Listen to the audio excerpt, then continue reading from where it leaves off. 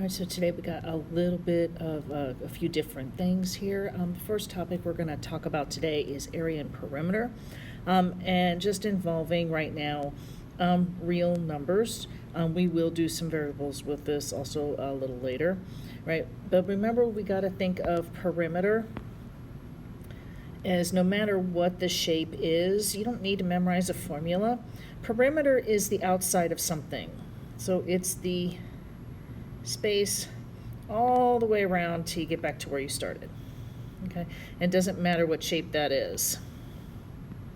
All right, so for perimeter, no matter what the shape is except for a circle, you just add the sides.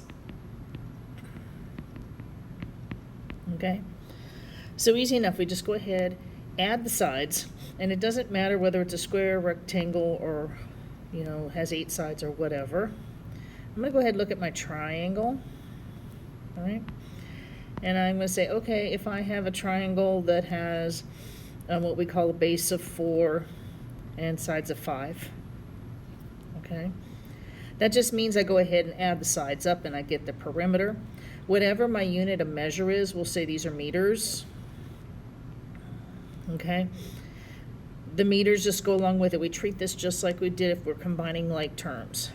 Okay, so for my triangle, I have 5m plus 5m plus 4m, and m is just meters, which gives me a total of 14 meters.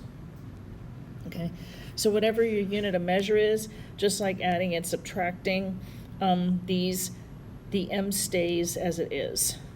Okay, when we're doing area, and specifically here we're going to look at squares and rectangles. For area, for squares and rectangles, area is equal to length times width. Okay, so if they were just regular numbers, let's go for the square here, and what this area is the inside of something. So perimeter is like you fenced it in, area is the inside of it. And let's say I have sides of 4 inches for my square on either side.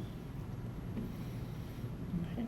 This means that I'm going to go ahead and take that 4 inches and multiply it by 4 inches. We want to treat that inches as like a variable. So if I were to go ahead and rewrite it, I have 4 times 4 and inches times inches. And so when I do area, I multiply my sides and I end up with inches squared or square inches. Okay, so something to keep in mind as we're going through and dealing with the few shapes. Most of the area we're only going to deal with squared and rectangle. Perimeter, it could be any shape except for a circle right now, and we will go ahead and just add the sides. So I hope this helps a little bit, and I'll return with the rest of this section.